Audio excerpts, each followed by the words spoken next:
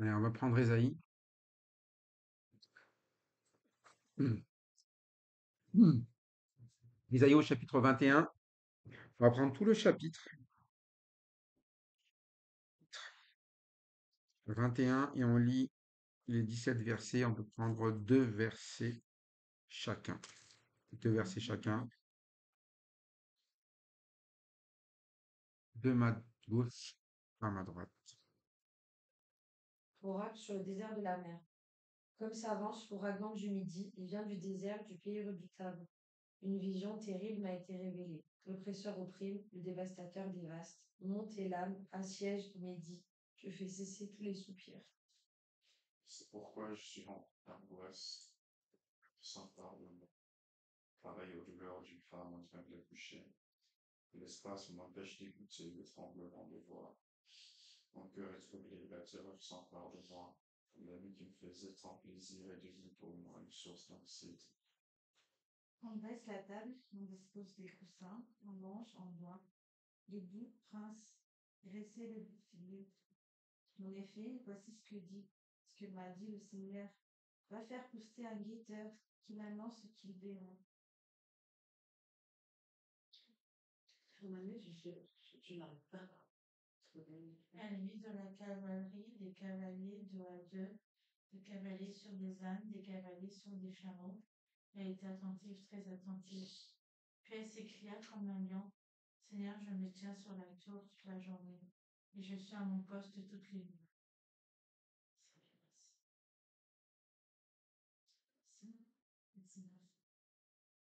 Et voici, il vient de la cavalerie, des cavaliers, deux à deux. Elle prit encore la parole et dit, elle est tombée, Babylone. Et toutes les images de ces dieux sont brisées par terre. Pour mon peuple qui a été battu comme du grain dans mon maître, ce que j'ai appris de l'Éternel des années, Dieu d'Israël, je voulais l'annoncer. Prophétie contre Édom et l'Arabie. Message de Sodoma. On m'écrit de Séir. Sentinelle, quelle la nouvelle de la nuit? La sentinelle répond, le malheur arrive, mais non, le matin arrive, mais la sentinelle répond, le matin arrive, mais aussi la nuit. Si vous voulez poser des questions, posez-les. Convertissez-vous et venez. Oracle sur l'Arabie. Vous passerez la nuit dans les broussailles de l'Arabie, caravane de dedans. Portez de l'eau à ceux qui ont soif. Les habitants du pays de Théma portent du pain aux fugitifs. Car il fuit devant les épées, devant l'épée nue, devant l'arc tendu, devant un combat acharné. Et ainsi m'a parlé le Seigneur, encore une année comme les années d'un mercenaire, et c'en est fait de toute la gloire de Kédar. Il ne restera qu'un petit nombre d'archers parmi les guerriers de Kédar. C'est l'Éternel, le Dieu d'Israël, qui l'annonce. Dans le texte que l'on prend, ou plutôt dans les textes qui sont là, ce sont des oracles, c'est-à-dire ce que le Seigneur annonce qui va venir et qui va venir sur des peuples au final aux alentours d'Israël. C'est pour ça que quand on prend la Bible, elle s'adresse sur des faits qui vont se dérouler et qui se déroulent un peu partout autour. Et elle part sur un point déjà, ce jour, puisqu'on va au début, c'est la Syrie. La Syrie qui est le peuple fort de l'époque. La Syrie rafle tout sur son passage, dans le sens où soit tu es avec eux, soit tu es contre eux. Et quand tu es avec eux, tout a l'air de bien se passer au démarrage, hein. C'est pour ça que Israël, comme Akaz, a voulu suivre la Syrie. La Syrie, c'est le bon ami. C'est celui, tu as l'impression qu'il va t'aider, il va te garder, mais en fait, comme il a un intérêt, c'est pas vraiment un ami. Quand l'intérêt va tourner, celui qui se dit être ton ami va aussi être celui qui va te détruire, puisque tu ne l'intéresses plus pour ses projets.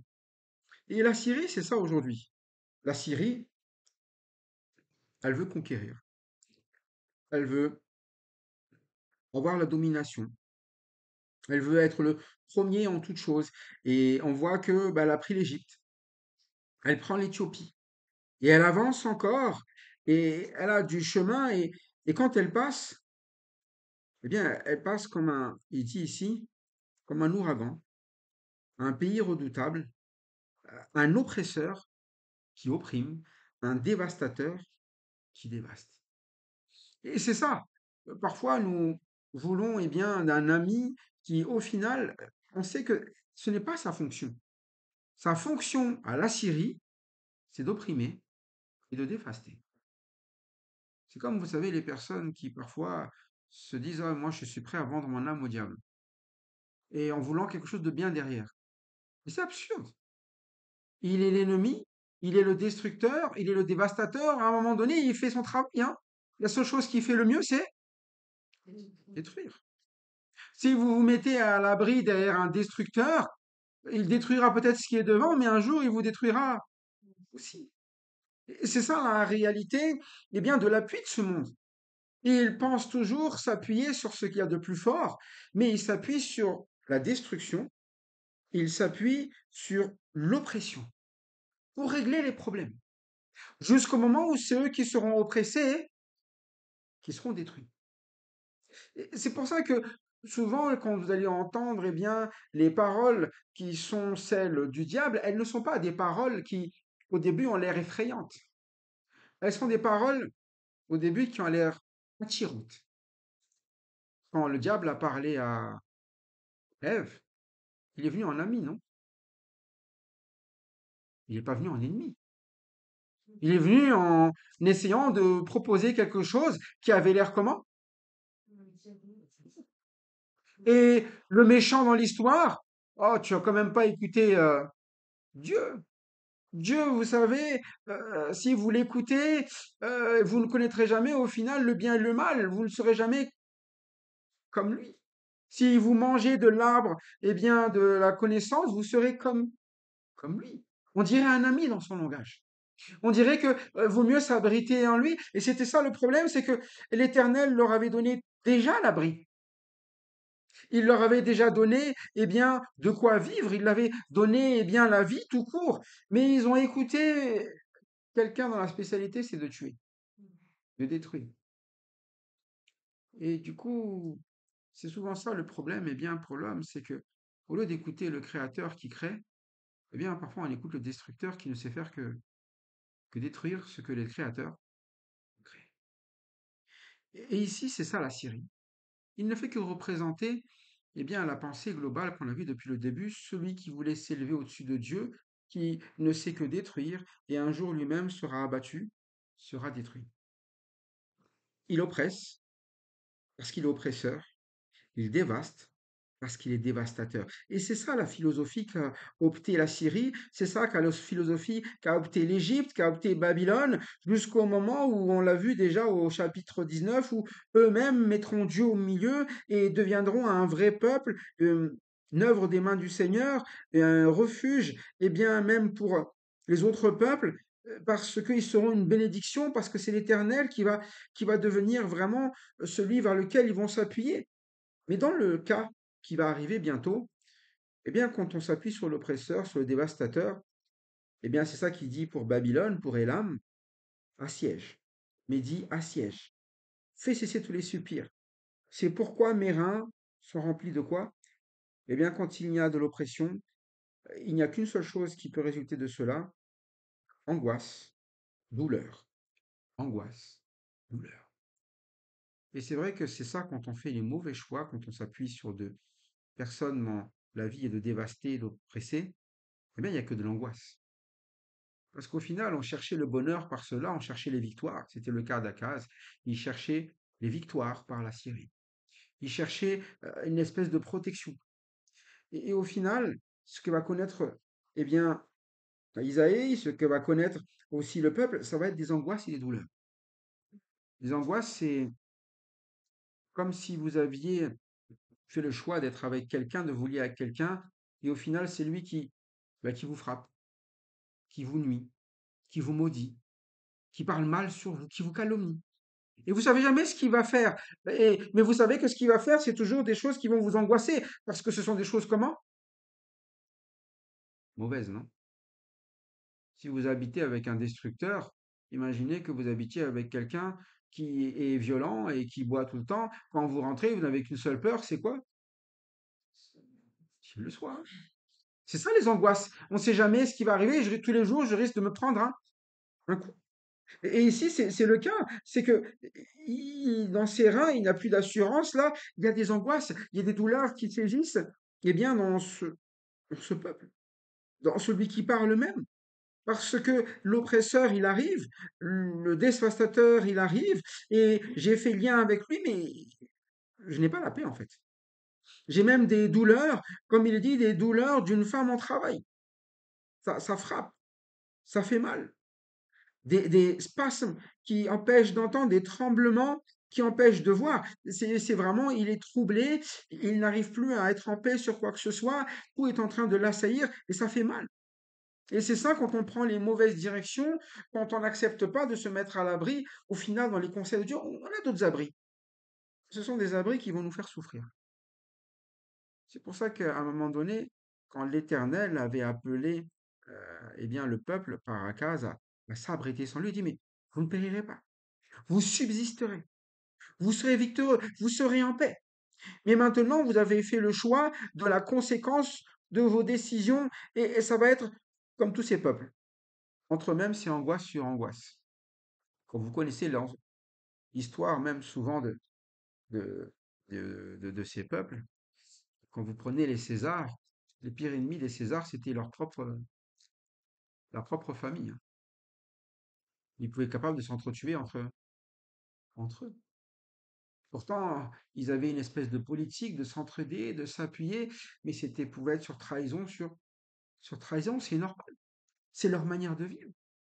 Et parfois, nous espérions que les choses changeront, mais l'oppresseur reste un oppresseur et un dévastateur. Et forcément, eh bien, il y aura toujours des choses qui vont être troublantes et ça va nous empêcher, au final, de vivre cette paix que Dieu voulait nous faire vivre loin de tout ça. Comme il dit à la fin, tout cela, ça a l'air d'être une violence physique, ça a l'air d'être quelque chose qui va être une douleur dans le corps, mais ce qui est vraiment troublé ici, ce qui est vraiment dans la douleur ici, c'est ses reins, c'est l'intérieur, c'est l'angoisse, c'est des douleurs qui sont intérieures, c'est comme il dit au verset 4, c'est un cœur qui est troublé. Et on peut connaître des difficultés que l'on peut affronter de dehors, mais un cœur qui est troublé, c'est un cœur qui n'est jamais tranquille. Vous imaginez une vie où vous n'êtes jamais tranquille. Vous savez pas ce qui va arriver. On va toujours faire du mal. Et vous allez faire du mal. On va se faire du mal. Et c'est dur. C'est pour ça que les gens, parfois, ils disent, ah ouais, parce que c'est comme ça, moi, je préfère vivre tout seul. Je préfère être tout seul. Pour être sûr que personne. Mais du coup, on vit tout seul avec son trouble. Mais l'enfer, c'est pas plus que ça, hein. L'enfer, c'est un endroit où il n'y aura que des personnes qui dévasteront tout le monde et opprimeront tout le monde. Vous imaginez une ville où il n'y a que ça. Est-ce que vous marcherez dans les rues tranquilles? Il y a des endroits comme ça, vous marchez, vous dites, oh, je vais sûrement me faire voler là-bas, je vais sûrement me faire frapper, je vais sûrement. Mais c'est ça. À un moment donné, c'est quand l'homme refuse la vie selon Dieu, il ne sait faire que ce qu'il naturellement il fait. Et un pécheur, par nature, sait faire une chose. Pêche. Nous sommes des pécheurs. C'est pour ça que quand on regarde la Syrie, on va pas dire, oh, c'est les méchants. C'est pas les méchants, c'est les hommes. C'est les hommes dans leur méchanceté qui ne savent régler le problème que d'une seule façon. Quand quelqu'un les arrange, ils les mettent avec eux. Quand quelqu'un les dérange, ils les détruisent. Les alliés de hier seront peut-être les ennemis de demain. Qu'il y a des accords commerciaux, tant qu'il y a des accords de force, tant qu'il y a des accords, ça va bien. Quand on a des choses où on est d'accord sur la manière d'avancer, ok, mais dès qu'il va y avoir des dissensions, et ça va être ça, la Syrie et Babylone, il va conquérir Babylone, et à un moment donné, ils vont être ensemble, mais Babylone aussi va renverser après la Syrie, hein, il faut le savoir, hein. Aujourd'hui, c'est pas différent. Quand vous prenez les puissances, il y a des amis, il y a des ennemis, il y en a qui cèdent, et un jour on se trahit, un jour. C'est comme ça. Mais c'est parce que c'est vrai aussi dans le cœur de l'homme tout court. Mais on finit par avoir le cœur troublé, on a la terreur qui est là, mais avant que ça soit une terreur, avant d'être troublé, pourtant, c'était pas la manière dont on pensait. Au démarrage, comment est-ce qu'il voyait cela? Eh bien, cette vie avec l'Assyrien, quand on lit le verset 4, avant d'être une nuit d'épouvante, c'était une nuit quoi? faisait plaisir. Qui faisait plaisir. C'est pour ça que, vous savez, ça ne s'annonce pas toujours, eh bien, les guerres comme quelque chose où tout a l'air déjà à l'avance. Lui, c'est un méchant, lui, c'est un gentil. Au début, c'était le moment où on se dit, ah, c'est bien, ça fait plaisir. J'aime bien. Je trouve que, voilà, il y a un bon rapport entre nous. Je trouve que c'est bien cette façon de faire. Il y a ce côté plaisir. Et la Syrie, c'était ça. On s'entendait bien au début. Dans d'autres passages, on va même voir que la Syrie et Akaz ils étaient bien, tellement que Akaz, quand il est là-bas, il a même ramené une idole de. Il en a fait la même. Ah, je vais faire comme toi. T'es mon pote, hein. Au début, c'est ça. C'est pour ça que Dieu, lui, il ne change pas. Il va donner des instructions, mais les gens vont toujours faire. Non, Dieu, c'est toujours pareil. Il faut toujours quoi? Il faut toujours se repentir. Et il faut toujours écouter. Il faut toujours accepter d'écouter ce qu'a à dire Ésaïe, accepter de ce qu'a à dire Jérémie, accepter. J'ai envie de faire aussi du Baal, j'ai envie de faire de l'Astarté, j'ai envie de faire aussi comme les autres peuples assyriens, mais ce sont des dévastateurs. Et nous voulons copier la manière de faire de ceux qui dévastent. C'est pour ça que l'Éternel, il dit à démarrage, mais ce peuple, c'est un peuple rempli d'iniquité quand il va parler d'Israël. Ils ont abandonné le Saint d'Israël. Mais la Syrie n'a pas le Saint d'Israël. L'Égypte ne l'a pas. Babylone ne l'a pas. Mais le problème, pourquoi ça s'adresse à Israël, c'est parce qu'eux l'ont abandonné. Ils ont. Et c'est ça souvent le problème, même nous parfois qui sommes proches de la parole de Dieu, c'est là où même nous abandonnons ce que nous avons déjà entendu. Nous ne sommes pas fidèles là où nous devions l'être. Nous n'écoutons plus ce que nous écoutions. Nous ne prions plus ce que Dieu veut. On commence à chercher quoi? La nuit de mes plaisirs. Ah, c'est ce que je kiffe, quoi. Ces moments où, voilà, c'est la nuit et c'est des choses où on ne voit pas, mais c'est plaisant pour moi. C'est quelque chose qui est encore caché. Mais à un moment donné, cette nuit-là, elle passe d'une nuit de plaisir à une nuit de quoi? Épouvante. C'est pas la même ambiance, hein. L'un, c'est un film d'horreur et l'autre, c'est la fiesta. Mais c'est pour ça qu'à un moment donné, quand on passe, on chante notre cœur, à un moment donné, on finit toujours par cette épouvante. On ne comprend pas pourquoi les choses terribles arrivent dans notre vie. Et si ce n'est pas les nôtres, c'est celles qui viennent après nous. Et là, c'est ça. Ça a l'air bien au début et on ne comprend pas, mais qu'est-ce qui se passe? Pourquoi la Syrie nous rendrait esclaves? Pourquoi la Syrie nous déporte? Pourquoi elle détruit tout sur son passage? Pourquoi? Parce que c'est la nuit. La nuit reste la nuit. Et elle va pas devenir le jour. Elle reste la nuit. Même si aujourd'hui c'est un plaisir, reste la nuit. C'est pour ça que lorsque nous sommes là dans des relations, nous ne réfléchissons pas toujours à ce que Dieu veut, à la manière dont Dieu veut les choses. Nous réfléchissons toujours à mes plaisirs, d'abord. Moi, ça me fait plaisir d'être avec ces gens. Parfois, c'est ça, hein. Quand on écoute les motivations même des chrétiens pour être ensemble, ça fait du bien d'être ensemble. Non, ça fait du bien d'être avec Dieu, ensemble. Ça fait du bien d'écouter la parole de Dieu, ensemble. Ça fait du bien de grandir avec Dieu, ensemble. Et pas juste d'être ensemble. Être ensemble, et c'était ça la vie des Assyriens des Israélites au final. Ils étaient pas d'Israélites, mais des Jérusalem, des Judas. Ils étaient ensemble. Mais il y a quelque chose qui manquait au milieu. Donc l'Éternel. Ah, certes, il y a le nom.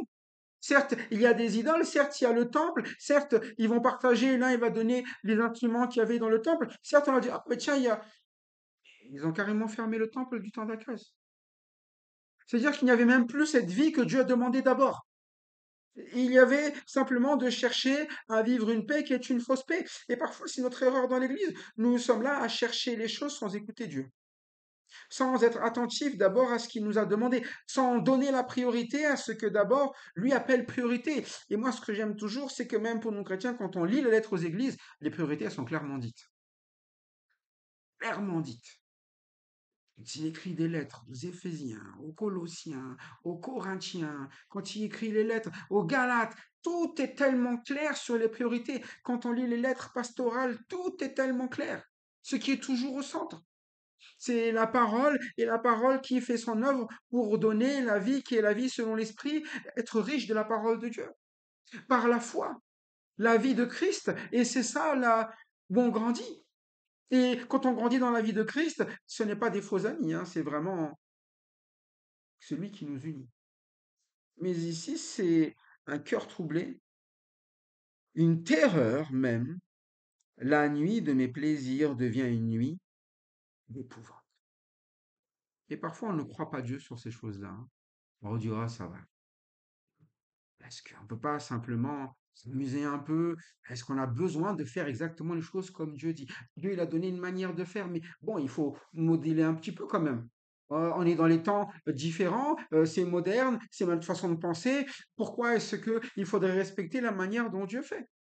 Dieu, il a mis des anciens, des diacres, des jeunes, et on inverse les choses. Il a mis hommes, femmes, on inverse les choses. Il a mis, eh bien, gouverneurs, ceux qui sont gouvernés, et on inverse les choses.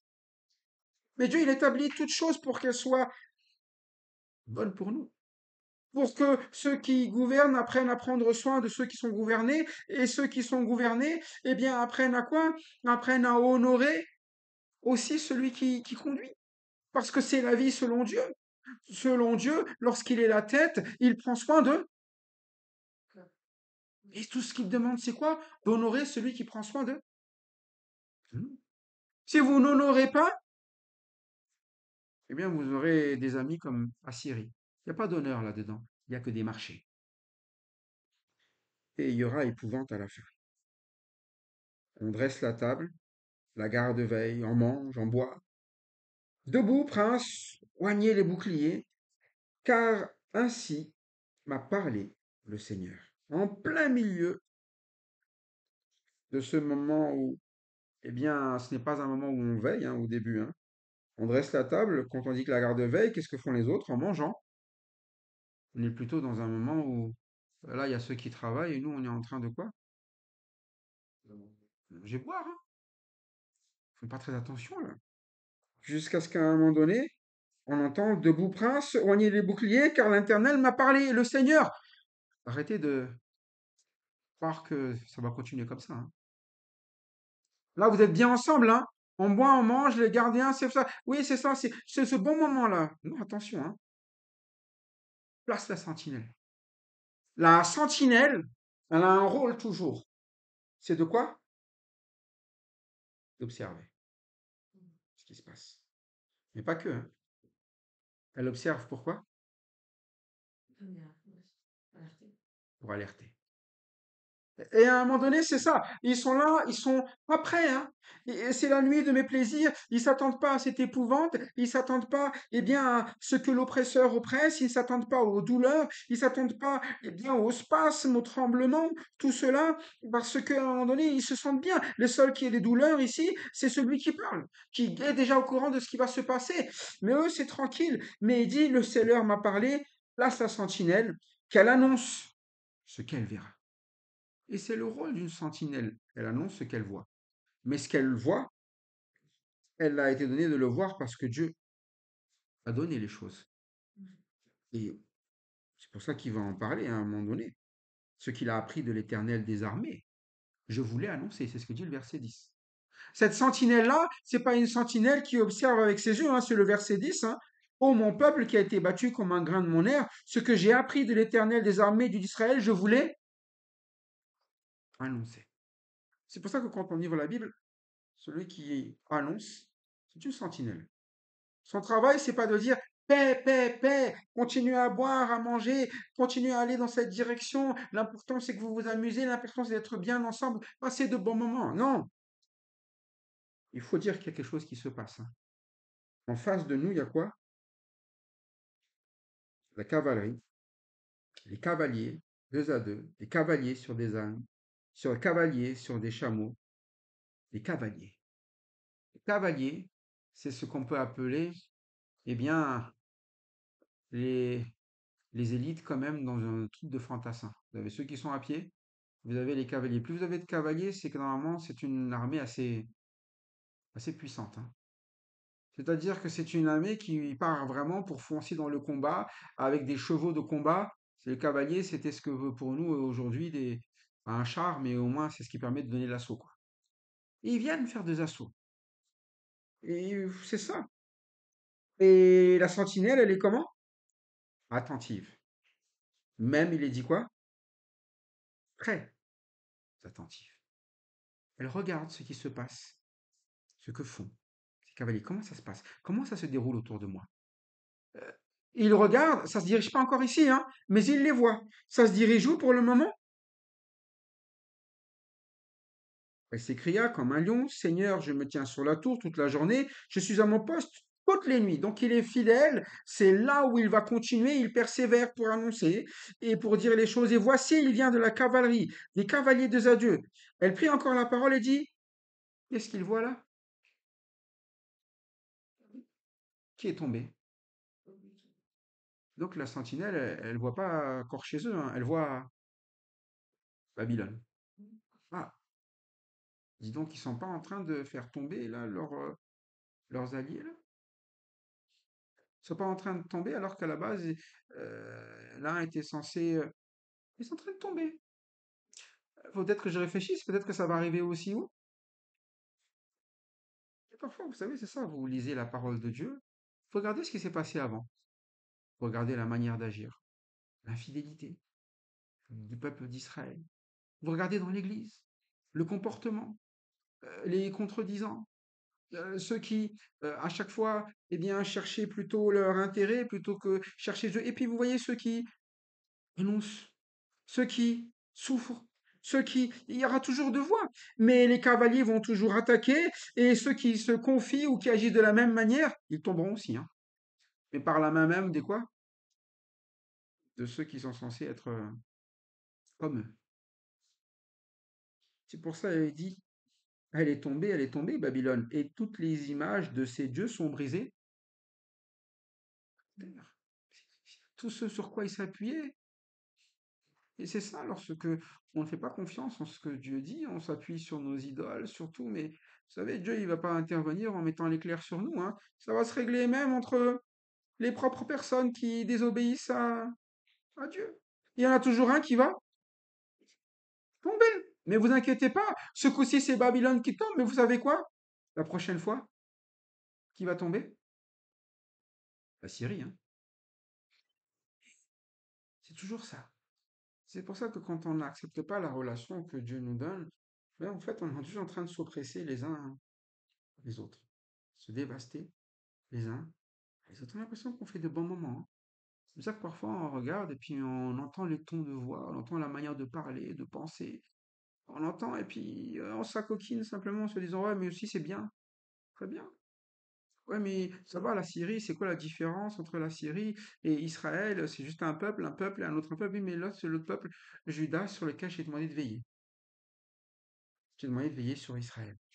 Et Israël, je t'ai demandé de veiller sur Juda. Si Juda, le roi, est là-bas et veille sur Israël, Israël doit être le peuple qui doit défendre Juda, non? Normalement, c'était comme ça, l'association que Dieu voulait. Et ce sont devenus plutôt des quoi? Des ennemis. Vous voyez? Ils sont devenus comme les autres. Quand Israël fréquente Juda, il y a quoi? Angoisse. Il y a quoi? Il y a douleur. Ils n'arrivent même plus à vivre comme Dieu voulait. Pourtant, ce sont censés être le peuple de qui tous ensemble? Mais au final, quelle différence entre Israël, Juda et la Syrie et Babylone, hein? Aucune différence, hein. Ils ont les mêmes manières d'agir. Et c'est pour ça que, mais regarde, s'il y en a un qui tombe, parce que c'est leur manière d'agir, si tu fais la même chose, garantis-toi quoi? Pareil, hein. je te garantis le même résultat. Tu vois bien que cette manière de faire n'est pas agréable à Dieu et se baser sur des images, sur des dieux seront brisés au sol, mais ne seront pas brisés comme toi tu le penses. Ô mon peuple, qui a été battu comme un grain dans mon air. Donc, celui que j'ai châtié, là, que t'ai prévenu, t'ai averti. Ce que j'ai appris de l'Éternel des armées, Dieu d'Israël, je vous l'ai annoncé. Je vous ai montré pourquoi dans cette parole, les choses se déroulent comme ça. L'attitude qui déplaît à Dieu. Et ça va être toujours ça, les annonces. Quand il va amener l'oracle sur Juma aussi, sur le même endroit, hein. On me crie de Séhir, sentinelle, que dis-tu de la nuit? Sentinelle, que dis-tu de la nuit? C'est maintenant. C'est quoi cette nuit? Qu'est-ce qu'elle fait? Que dis-tu? Je veux entendre maintenant. C'est maintenant qu'il veut entendre. C'est quoi la nuit? Mais la nuit est déjà en train de d'engloutir. Et c'est là qu'il se réveille. Que dis-tu? Et la sentinelle, elle va répondre, hein, c'est sûr. Mais la nuit est déjà là, en train d'être avancée. Elle est déjà en train de descendre les choses. Et c'est pour ça que. Et là, la sentinelle répond, le matin vient. Et la nuit aussi. Si vous voulez interroger, convertissez-vous et revenez. Si vous voulez une solution, il y a le matin qui vient, il y a la nuit. Tu as deux choix dans la vie. Faire le matin ou la nuit. Qu'est-ce que tu préfères? Les deux viennent. Qu'est-ce que tu préfères? Pourtant, au début, qu'est-ce qui faisait plaisir? La nuit. Maintenant que dans cette situation, je leur pose la question, qu'est-ce qui devrait te faire plaisir? Le matin ou... Le matin, les gens n'aiment pas trop ça, on a du mal à se réveiller le matin. La nuit, c'est la nuit où on peut faire tout ce qui nous plaît, on cache, mais le matin, tout est en plein jour. Le matin, quelque chose de nouveau, le matin, il faut repartir. Le matin, c'est le travail. Le matin, c'est que des notions où c'est pas la fête, hein. La fête le matin, c'est rare que vous ayez ça, non? Le matin, c'est plus, ouais, on va partir travailler. Il dit, le matin vient, la nuit aussi. Si vous voulez interroger, interrogez. Vous voyez ce qu'il y a de mieux. Et quand vous ouvrez la Bible, vous voyez que le Seigneur, il vient pas comme comme la nuit, hein. Il vient c'est le matin. Il est l'aurore qui brille. Il y a quelque chose de nouveau. Il va nous amener une vie nouvelle, un autre travail, une autre façon de faire que de faire de la nuit. Et c'est pour ça que c'est pas la nuit de mes plaisirs. Il y a le matin de mon salut. Il y a quelque chose de nouveau. C'est pour ça qu'il l'explique ici. Si vous voulez interroger, interrogez et regardez. Regardez toujours comment ça a fonctionné avec la nuit et regardez comment ça fonctionne avec le matin. Il fait mieux vivre le matin que la nuit. Mais interrogez. Si vous ne croyez pas les choses, interrogez. Et quand vous aurez fini d'interroger, convertissez-vous. Changez. Tournez-vous, détournez-vous de ce que vous faites. Revenez. Et c'est ça l'appel de l'Éternel. Dans toutes nos douleurs, dans tous nos désespoirs qui sont causés à cause de nos choix, nos décisions, le matin est toujours là, il vient. Mais c'est nous de choisir le matin ou la nuit. Et c'est pour ça qu'il s'adresse, interrogez, convertissez-vous, revenez. Interroger, ça veut dire il faut poser les questions. Il faut comprendre si dans la situation actuelle, c'est ce qu'il fallait faire ou pas. Mais quand on travaille la nuit, on ne demande rien, hein, on fait les choses en... L'avantage de la nuit, c'est qu'on dit quoi? Tous les chats sont gris, hein. On a du mal à reconnaître les choses. On fait les choses souvent la nuit aussi, parce qu'on a du mal aussi à nous reconnaître. C'est quand même plus facile à un voleur de voler la nuit que de voler le matin, hein. C'est pour ça que les choses Vous savez, on veut pas trop interroger, on veut pas savoir. Quand on veut pas demander, c'est qu'on veut absolument quelque chose. Moi, je dis, hein, c'est pareil aux enfants. Parfois, les enfants ils disent, ouais, pourquoi tu demandes pas? Mais il va me dire non. Mais j'ai envie de dire, et même s'il te dit non, où est le problème? Il vaut mieux demander, que ce soit oui, un non, où est le problème? Mais comme on veut pas du non, on préfère quoi? N'interroge pas, hein. Fais ce qu'il te plaît. Mais c'est la manière de faire, eh bien, de la nuit. Dans la nuit, je fais sans que personne ne puisse voir. Et c'est pour ça qu'il dit, mais convertissez-vous, changez de façon de faire, interrogez, demandez. Que ce soit pas des choses de la nuit, des choses cachées, mais ça, c'est l'oppresseur, le dévastateur, il fait les choses en secret, hein. quand Satan est venu voir Adam et Ève, il n'a pas dit je vais vous tuer. Il a dit le contraire un peu, mais il avait son intention. Il avait ses intentions cachées. Et vous voyez qu'il n'est pas venu Satan en tant que Satan, hein. Il est venu en tant que quoi? Il était un quoi? Serpent. Vous n'avez jamais posé la question pourquoi il est venu en tant que serpent? Il aurait pu venir en tant que ange, non? Le chérubin. Il est venu en tant que serpent parce que ça passe mieux dans le jardin, non? Il faisait partie des éléments et se cache de ce qu'il est vraiment. Et c'est ça, parfois, nous cachons de ce que nous sommes. C'est la manière du dévastateur. Il se cache de ce qu'il est. C'est, comme on dit quoi? Le prince des illusions, non? Il vient en une apparence d'ange de lumière, mais en réalité, il vient ramener quoi? La lumière? Les ténèbres.